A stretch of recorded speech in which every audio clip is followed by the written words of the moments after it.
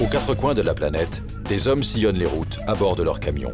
Ils font plus que transporter des marchandises. Ils tissent des liens avec le monde qui les entoure. Pour ces hommes, l'aventure commence quand ils se hissent derrière le volant de leur camion. Idriss doit traverser la Turquie et franchir l'une des frontières les plus surveillées au monde pour livrer des marchandises en Irak. Une équipe de cinéma itinérant sillonne les routes du Kenya pour projeter des films dans les villages reculés.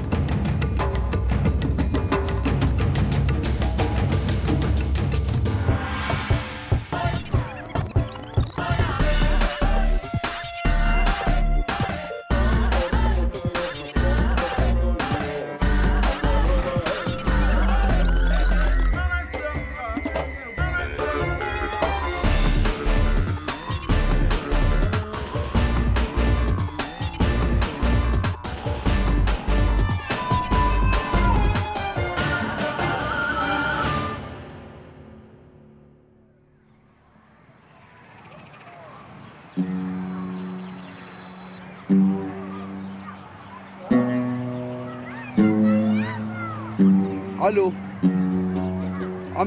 Ahmed, tu vas à Mersin? Oui, moi aussi je dois y aller. La marchandise est à destination d'Erbil. C'est bien ça, hein? Des agrumes, oui, d'accord. Pas de problème. C'est bon.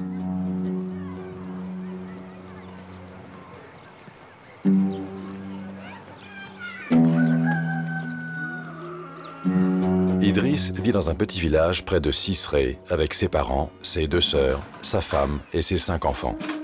Ils sont kurdes. Ils se sont installés dans la région pour fuir le conflit entre le parti indépendantiste kurde et l'armée turque. Le père d'Idriss était agriculteur. Si Idriss a, lui, choisi de devenir camionneur, c'est pour pouvoir un jour acheter des terres et les léguer à ses enfants.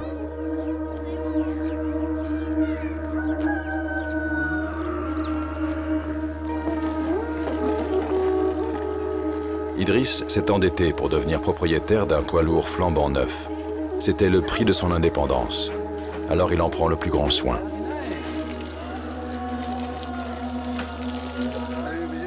Il est tout beau. Tiens, viens donner un petit coup par ici, là.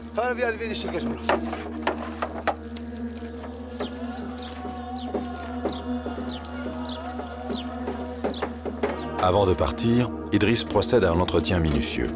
La route est dure, il préfère mettre toutes les chances de son côté.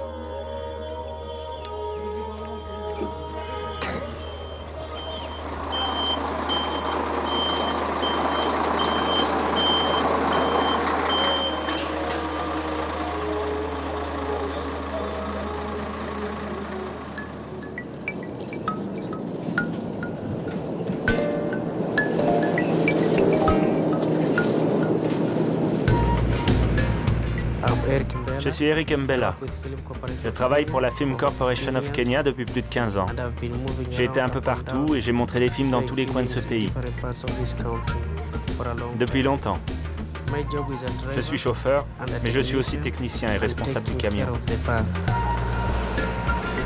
On tracte une petite remorque dans laquelle on transporte un générateur et le matériel de projection. C'est-à-dire le projecteur, l'ampli et la table de mixage.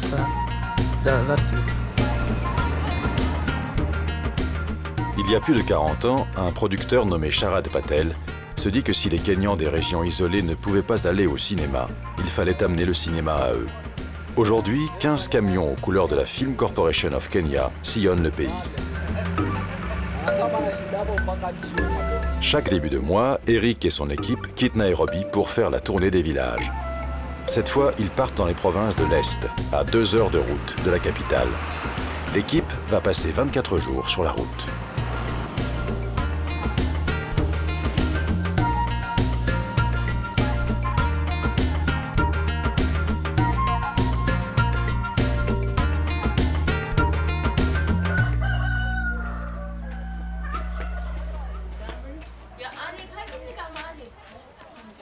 Le frère aîné d'Idriss est mort en combattant dans les rangs du parti indépendantiste kurde, le PKK.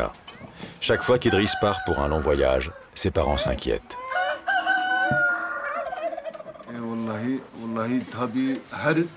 Bien sûr, il y a des problèmes. Toutes sortes de problèmes. Il y a des bombes, des mines, des accidents. On en entend souvent parler. Il y en a sur toute la route. Mais que voulez-vous qu'on fasse? On vit dans le souci, en permanence. Hajdet, le père d'Idriss, se fait vieux. Désormais, c'est son fils, le chef de famille. Idriss ne part pas souvent le cœur léger. C'est le poids des responsabilités qui, depuis des années, le pousse à reprendre la route.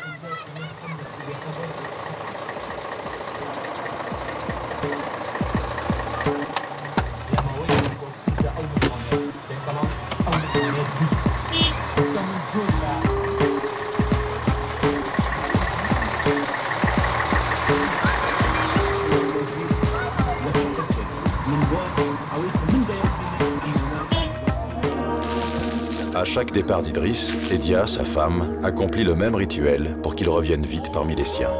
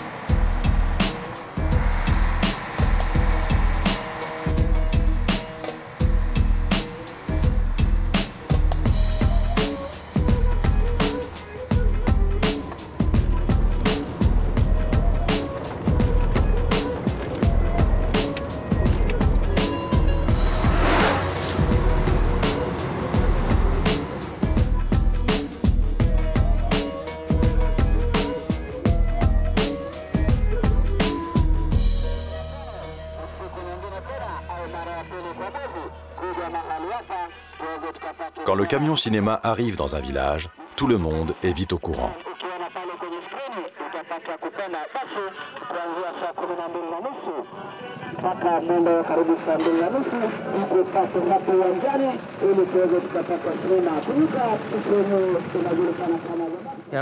Quand j'étais môme, j'allais pas mal au cinéma.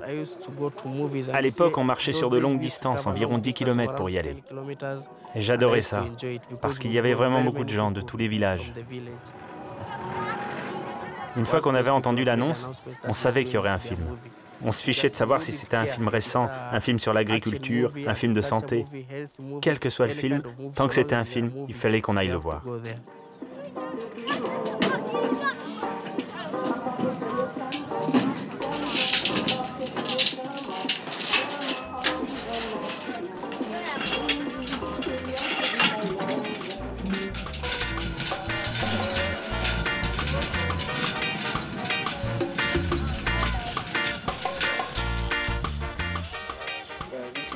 C'est le lecteur DVD. On raccorde l'image du DVD au projecteur et le son à la table de mixage. Et le son part dans les haut-parleurs au-dessus. La projection débute toujours par l'hymne national.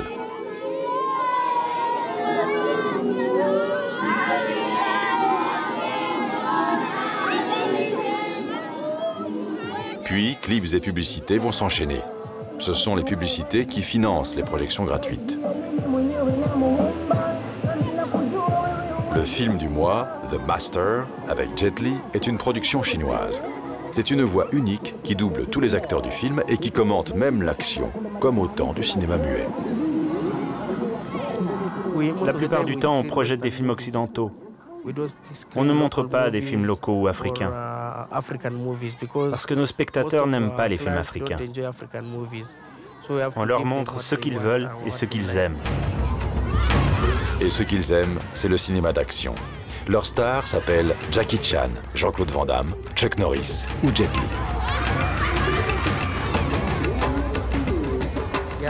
Je suis toujours fier.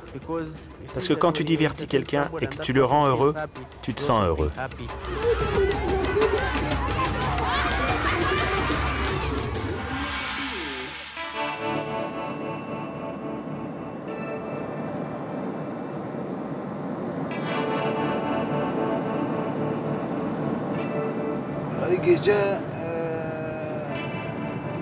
J'aime bien la route la nuit parce que c'est plus calme. La plupart des chauffeurs préfèrent conduire la nuit pour être tranquille.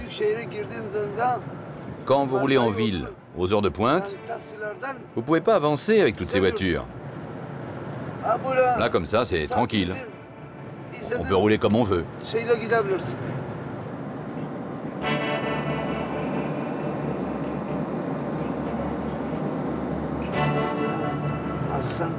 En fait, camionneur, c'est pas un bon boulot. Quand je travaille, je suis loin de mes enfants, de ma famille. Mais je suis obligé de le faire. Faut bien que je travaille. À une époque, j'ai songé à acheter un terrain et à ouvrir un commerce. C'était mon projet. Mais le destin en a voulu autrement. Finalement, j'ai acheté ce camion.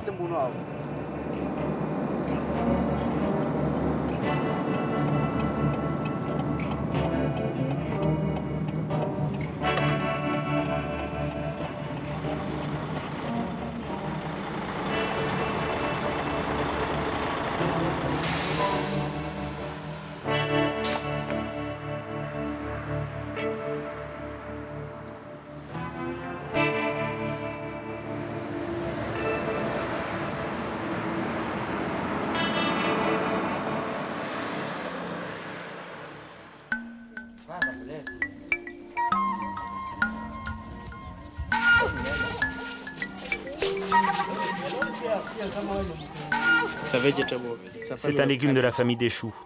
On le coupe de la même manière que le chou. Avant le départ, Eric et Steve font leurs courses. Pour la cuisine, Steve préfère les produits frais.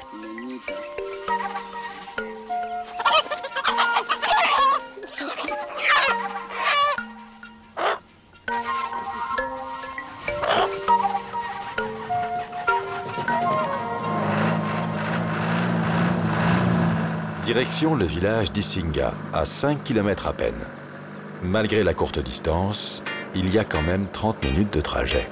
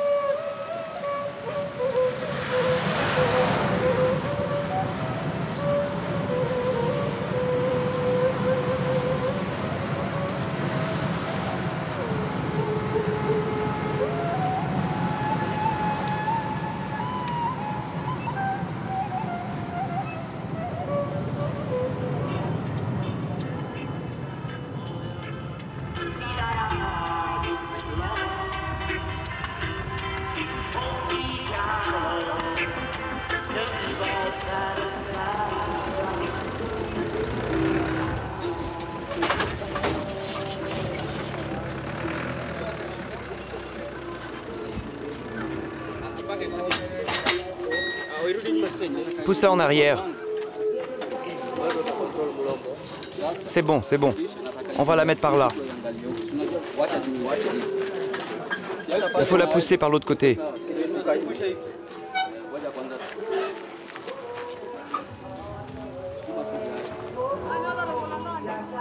Même si la projection ne démarre qu'à 19 h, la priorité de l'équipe, c'est d'arriver sur place le plus tôt possible. En cas d'incident sur la route, ils ont le temps de réagir. Si tout se passe bien, ils ont toute la journée pour eux.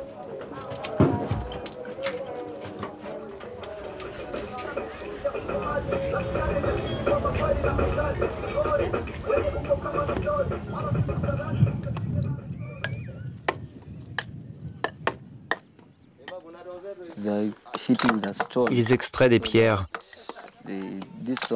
Elles serviront à construire des maisons. Celui-ci, il casse la roche pour extraire les pierres. Et ce gars en bas, il en fait des cubes. Certaines seront emmenées à Nairobi pour construire des maisons. La plupart des pierres des maisons de Nairobi viennent de cet endroit. Tailler des pierres, c'est un sacré boulot. Il n'y a pas de toit ici. Ils sont sous le soleil. Et le soleil tape dur aujourd'hui. Il faut un travail pénible. C'est pas pour moi. Je préfère conduire des camions. C'est ce dont je rêve depuis que je suis môme.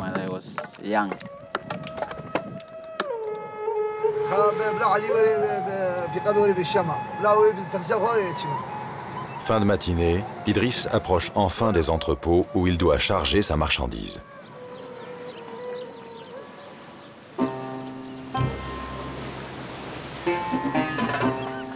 La ville de Mersin, sur la Méditerranée, abrite un des plus grands ports de Turquie. C'est aussi la première zone franche du pays par laquelle transite chaque jour un grand nombre de marchandises.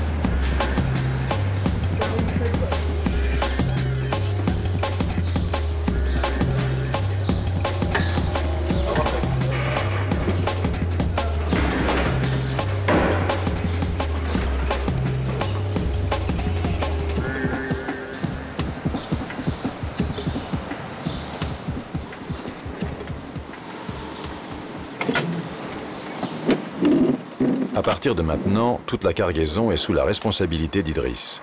Ce ne sont que des citrons, mais leur valeur marchande est estimée à 15 000 €. Et ils doivent arriver frais à Erbil dans un délai de 4 jours, pas plus.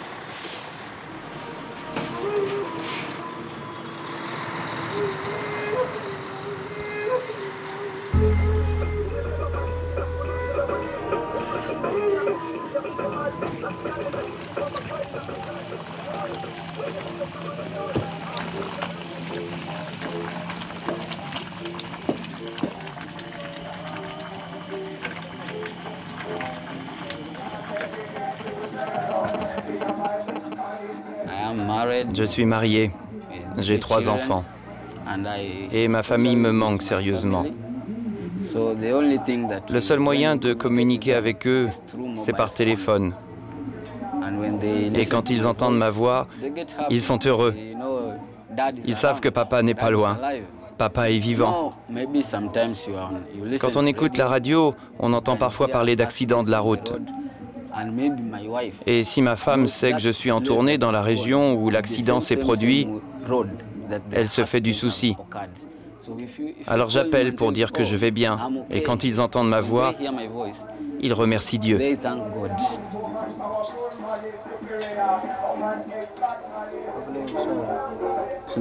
y a un problème apparemment. Ils doivent payer une taxe. La femme doit percevoir la taxe. Parce qu'ils transportent des pierres pour des constructions. Mais ils n'ont pas l'air d'accord. Ils doivent payer double car ils ont une remorque. C'est pour ça qu'ils râlent.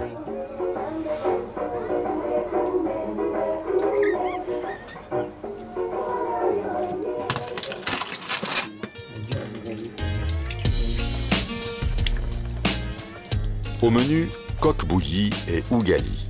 À base de farine de maïs, l'ougali est un peu le pain local. C'est un aliment de base. C'est très bon et ça nous rend forts.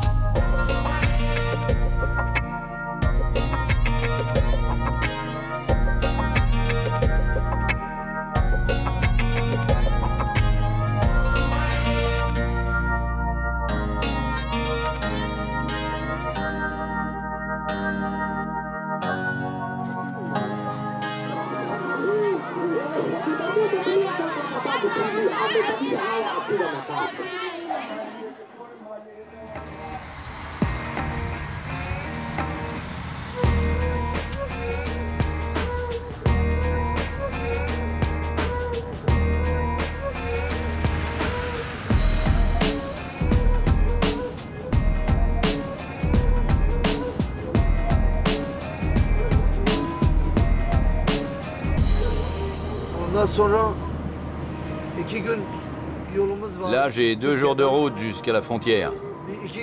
Et 2 jours encore avec les contrôles côté irakien avant d'arriver à Erbil.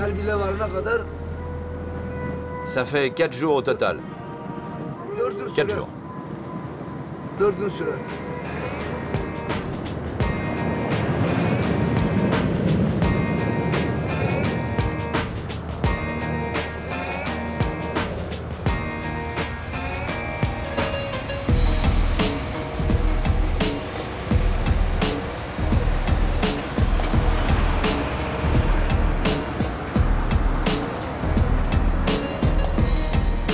Toute la région près de la frontière est le lieu de trafic en tout genre.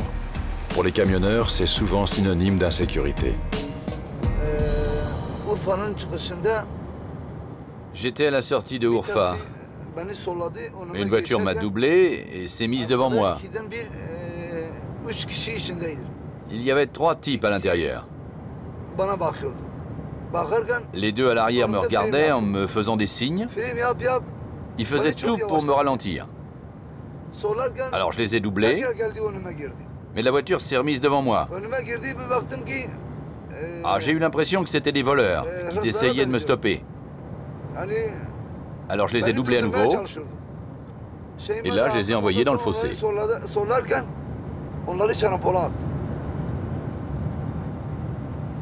D'autres événements ont poussé Idriss à se procurer de quoi se défendre.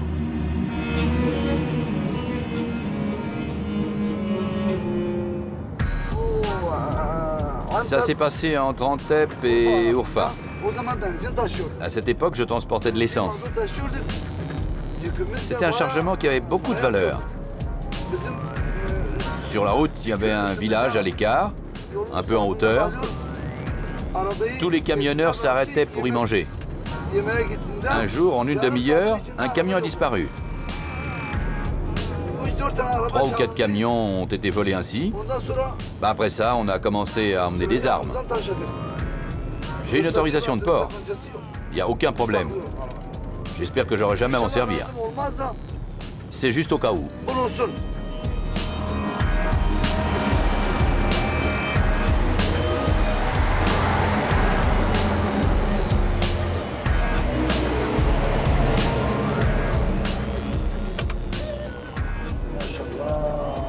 Ah mon Dieu, regarde ça.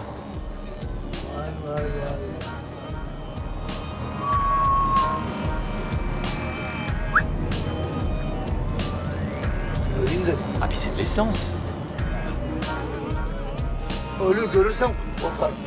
Et si je vois un mort, j'ai peur. Bon, si j'en vois pas, ça va.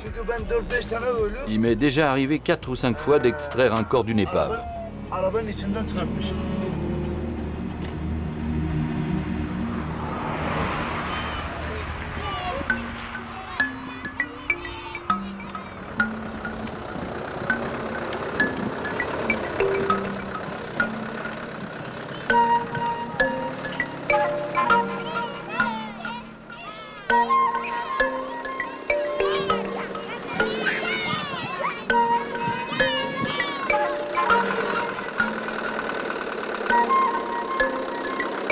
Après 8 jours sur les pistes poussiéreuses, l'équipe décide de procéder au grand nettoyage.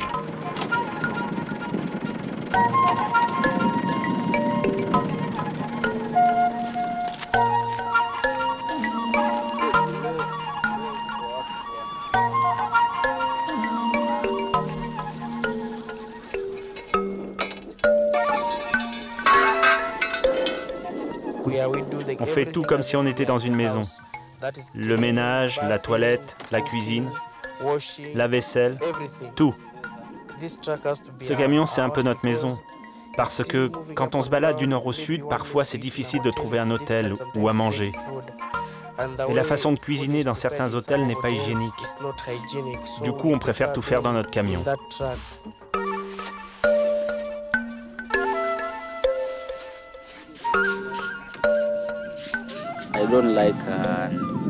Je n'aime pas le travail de bureau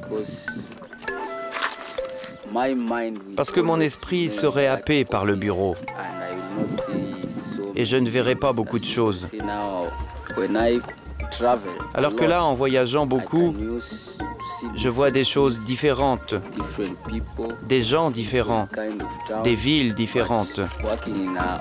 Alors que dans un bureau, la seule chose que je connaîtrai, c'est le trajet de ma maison au bureau et du bureau à la maison.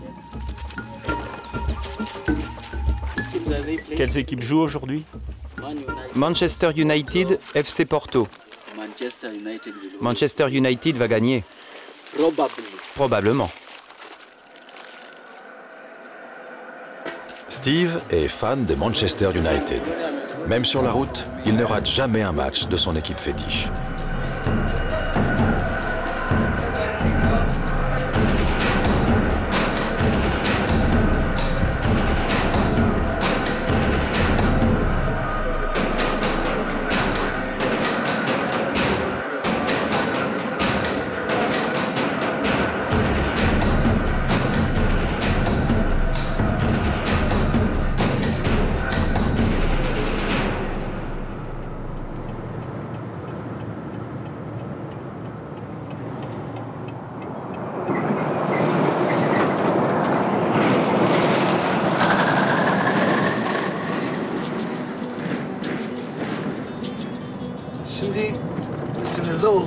Moi, j'habite près de la frontière.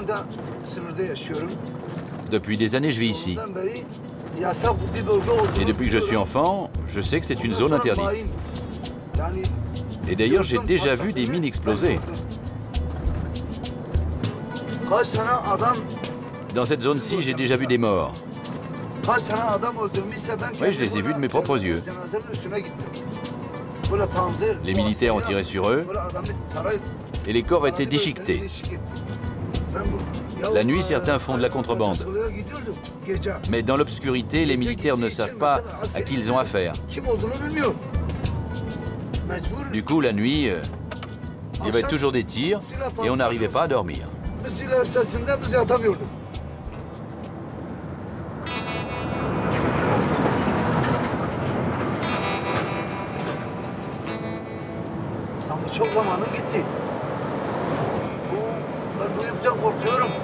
Oui, en fait, j'ai perdu beaucoup de temps. Ça m'inquiète un peu.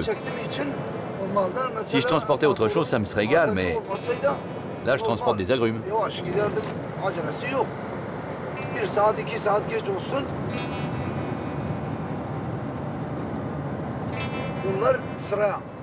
Les camions qu'on voit ici attendent leur tour. Ils donnent leurs papiers à la police et ils attendent que les policiers leur donnent un horaire de passage. Alors il y a peut-être 500 camions qui attendent là qu'on leur délivre une autorisation. Et comme il y a beaucoup de camions, bah, je passerai peut-être pas la douane avant ce soir.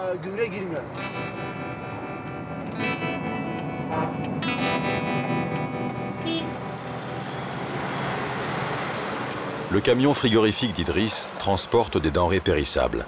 Il est prioritaire. Idriss va ainsi s'éviter 3 à 4 jours d'attente.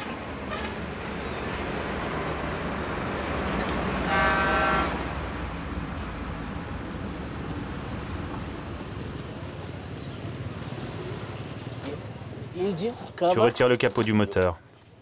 Aujourd'hui, Francis apprend le métier. Tu vérifies le niveau d'huile. Tu vois, quand c'est ici, c'est le maximum. Tu dois t'assurer que c'est toujours entre là et là. Après, tu ajoutes de l'eau. Tu dois savoir que pour économiser, tu dois utiliser ce tuyau que tu mets dans le radiateur. Au passage, tu vérifies le moteur, les pneus et les amortisseurs de la remorque. Comme ça, tu es sûr que tout roule avant de partir. Tu peux fermer. J'adore mon camion parce qu'il a un bon moteur. Pour moi, tant que le moteur et les pneus sont bons, je peux rouler.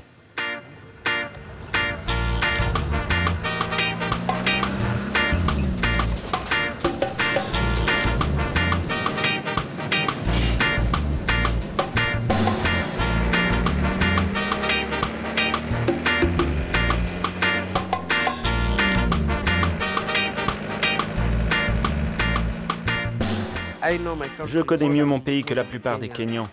En général, ils ne connaissent que les grosses villes. Alors que moi, je connais les villes, les bourgades et les villages.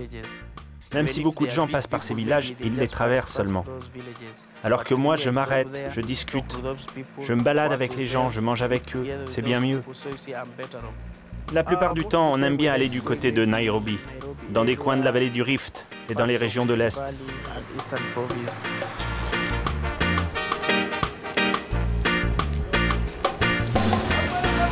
Sur cette route, un étrange phénomène attire les curieux. Sur une dizaine de mètres, la nature défie les lois de la gravité.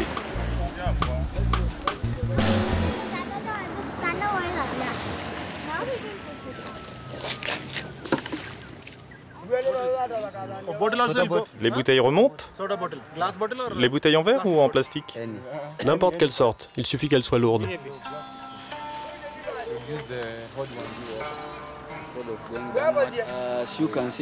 Comme vous voyez, ce qui se passe ici est surprenant. Personne ne peut dire pourquoi cette bouteille remonte. Parce qu'ici, c'est une descente. Et au lieu de descendre, la bouteille remonte. Personne ne peut expliquer cela. Personne ne peut expliquer ce phénomène. Même si on y mettait un camion, il remonterait.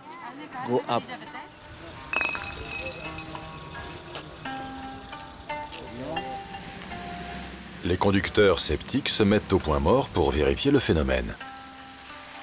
Les cyclistes locaux, eux, se contentent d'en profiter.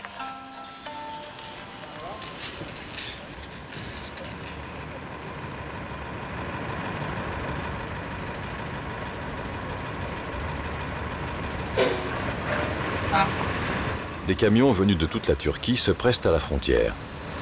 Idriss traverse un premier parking qui peut accueillir 4000 camions. C'est une zone de transit pour éviter des files d'attente sur plusieurs dizaines de kilomètres. Rien n'est gagné pour autant.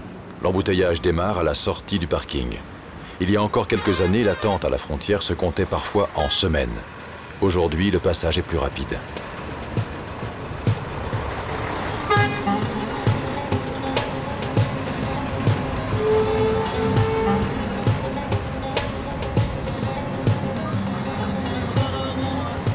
Le poste frontière turc n'est plus qu'à 3 km.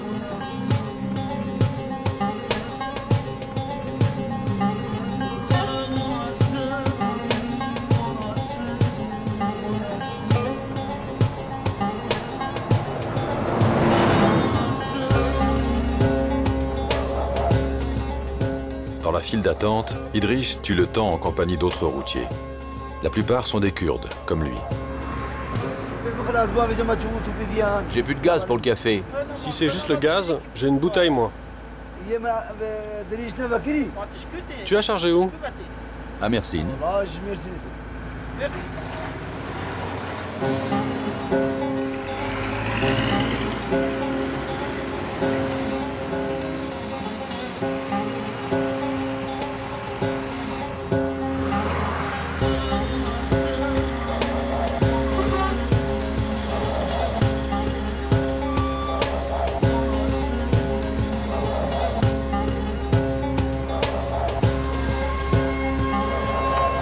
Idriss atteint le premier poste de police.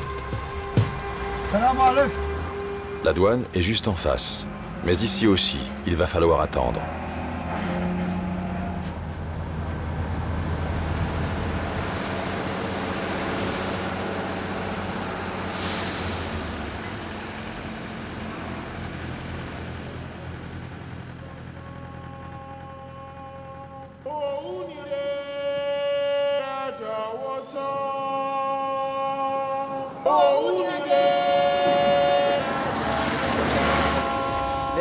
Il y a beaucoup de camions. Ils sont très nombreux. Et il y a aussi beaucoup de camions qui vont de Nairobi vers la Tanzanie. D'autres viennent de l'autre côté, de la Tanzanie vers Nairobi. Du coup, cette route est très empruntée. Parce que cette route va jusqu'en Afrique du Sud, à Cape Town. C'est une très longue déviation. Après celle-ci, à 20 km, on devrait en avoir une autre. J'ai l'habitude de ces routes. Toutes, les faciles, les chaotiques, les déviations, j'y suis habitué.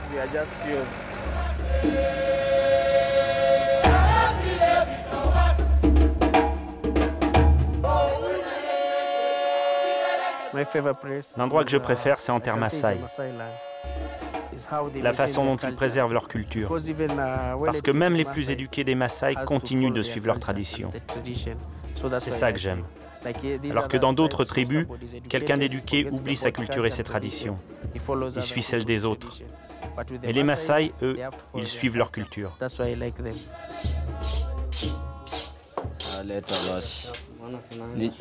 Donne-moi ce morceau avec le gras. C'est la part que jettent les riches. Ils disent que c'est mauvais. Une mauvaise surprise attend Idriss. La température de son frigo est montée à 16 degrés au lieu de 6. J'ai un problème avec le compresseur. Une pièce a explosé et j'ai une fuite de gaz. Je peux pas réparer ici. Si je trouvais la pièce, je pourrais faire le nécessaire. Mais comme il n'y a rien ici, je peux rien faire. Idriss n'a plus une minute à perdre, mais il est bloqué là. Toute cette attente commence à l'irriter.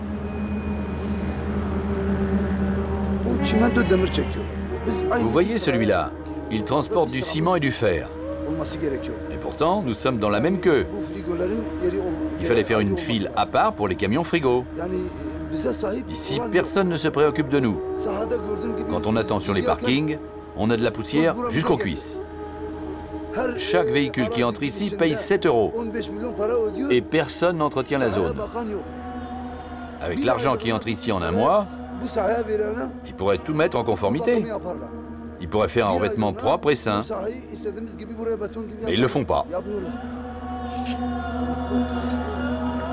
Idriss n'est pas le seul à se plaindre de ses conditions de travail.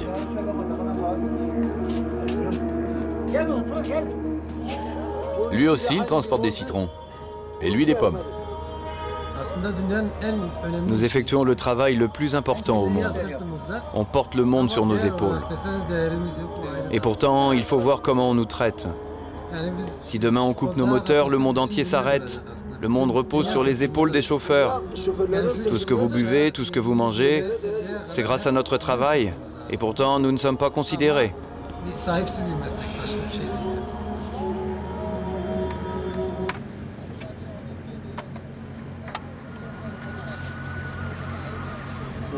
Normalement, à cette heure-ci, je devrais déjà être à Erbil.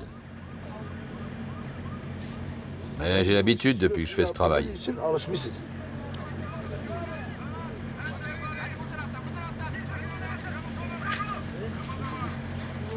Que faire?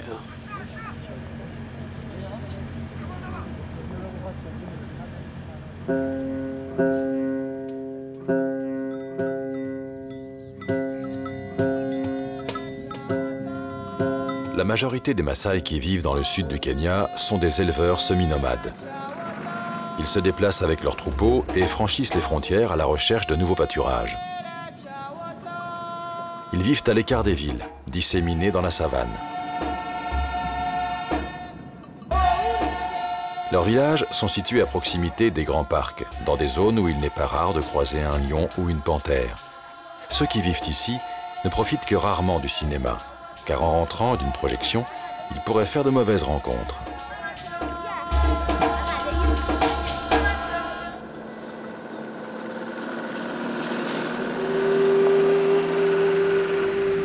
Ole Karat s'est proposé de guider nos citadins sur les terres Maasai. Où est-ce qu'on peut les voir, ces animaux? Là-bas. Ils sont encore loin? Oui, on continue plus loin. On suit la route? Oui, oui. Les gens qui vivent là, où trouvent-ils leur nourriture? De la nourriture? Ils vont à Namanga. Si une vache meurt, ils la dépècent et la mangent. Mais pendant la saison des pluies, ils boivent le lait des vaches.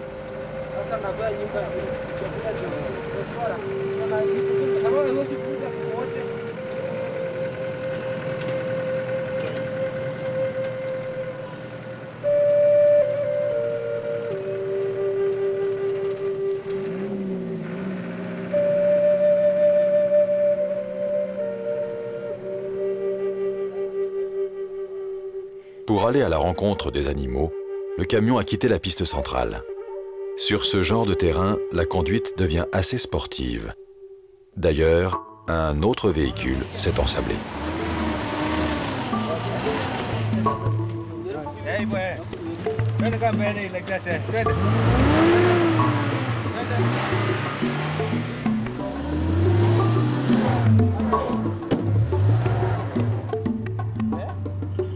Elle bouge pas.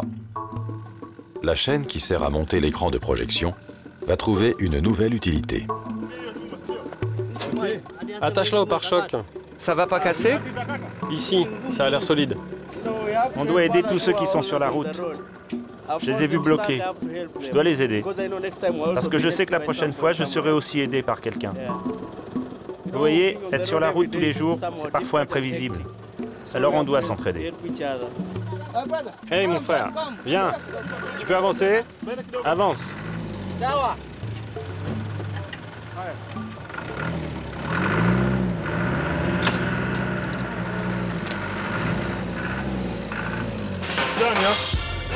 Thank you very much. Thank you. Thank you. God bless you. Okay? Thank you very much. Very, very good. Good team, man.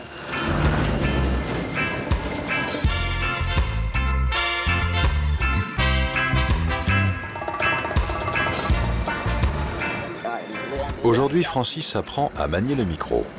T'es prêt? Une fois de plus, nous arrivons avec un film dans votre village. Son annonce ne déplace pas vraiment les foules. Vas-y, vas-y, continue. Tu vas t'habituer. Tu vas t'habituer à le tenir, le micro. Une fois de plus, nous allons vous montrer un film dans votre village. Venez nombreux. La projection commence à 18h30. Pour avoir l'aisance de Steve, Francis a encore beaucoup à apprendre.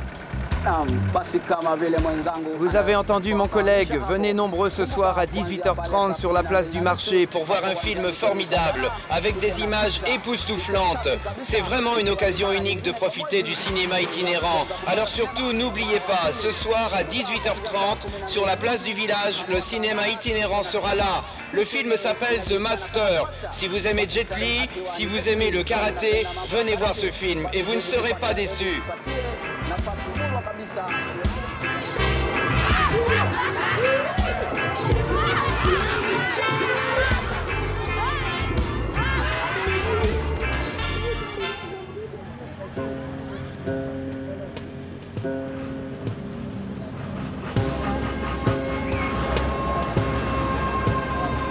C'est enfin le tour d'Idriss.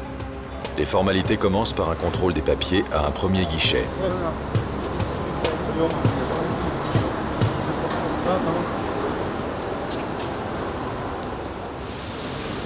Second guichet, paiement du visa qui doit être retiré à un troisième guichet.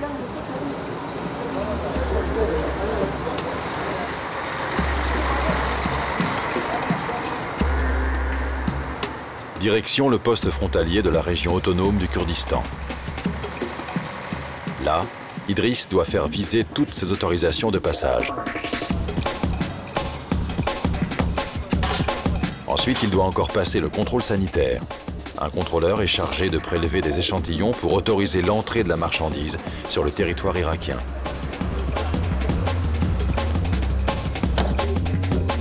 Reste maintenant à faire valider le contrôle sanitaire et récupérer son autorisation d'importation.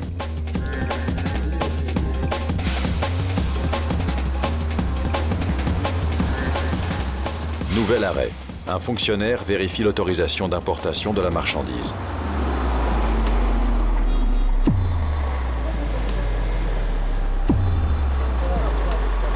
Et enfin, vérification de la carte grise. Après 12 heures d'attente et de formalités, Idriss franchit les portes de l'Irak. C'est le sourire de Barzani, le chef du gouvernement autonome kurde d'Irak, qui l'accueille.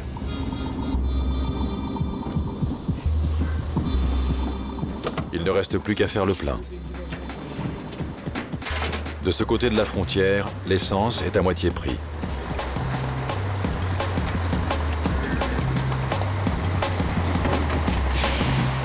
Enfin, Idriss peut rejoindre une aire de repos.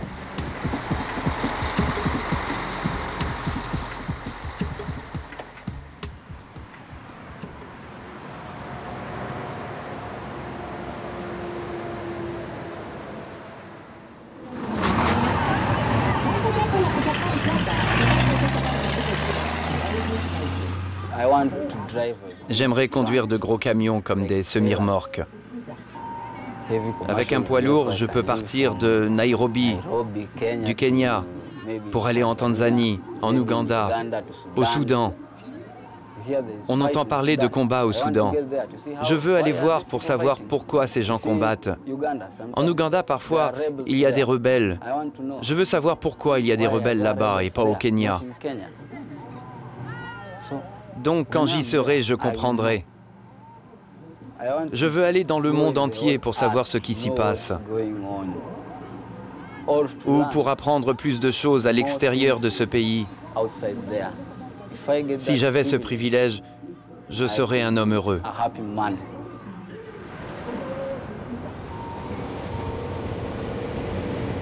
Pendant des années, la zone frontalière entre la Turquie et l'Irak a été la route de tous les dangers. Près de 200 camionneurs venus de Turquie sont morts en s'aventurant dans le sud de l'Irak. Aujourd'hui, la plupart ne vont pas au-delà du Kurdistan, où ils se sentent en sécurité.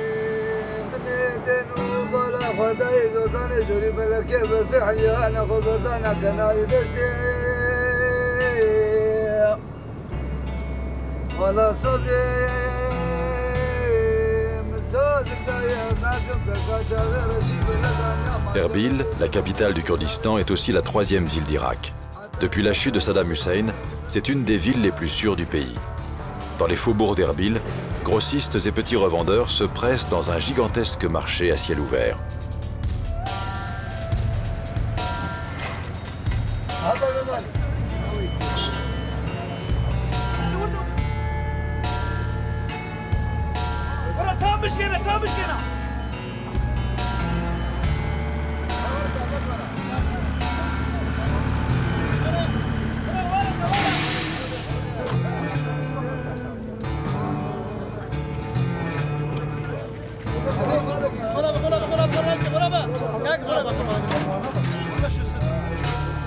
Idriss n'a pas eu le temps de faire réparer son frigo, mais la chance est de son côté.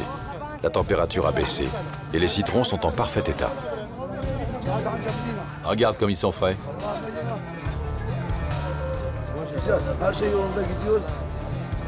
Tout va bien.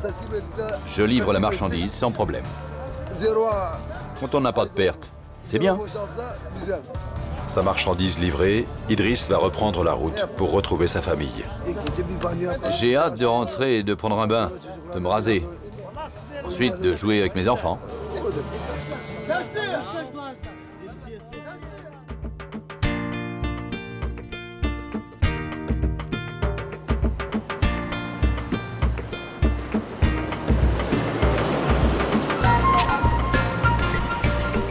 Après 24 jours sur la route, l'équipe rentre à Nairobi.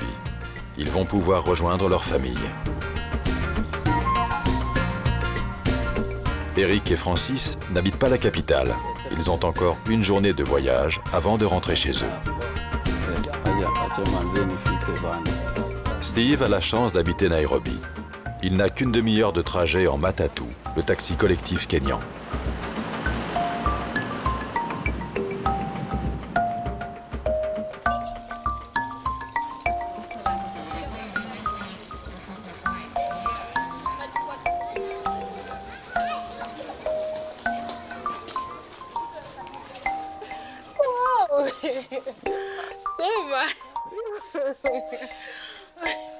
Steve ne profitera de sa famille que peu de temps. Dans 5 jours, il repart sur la route.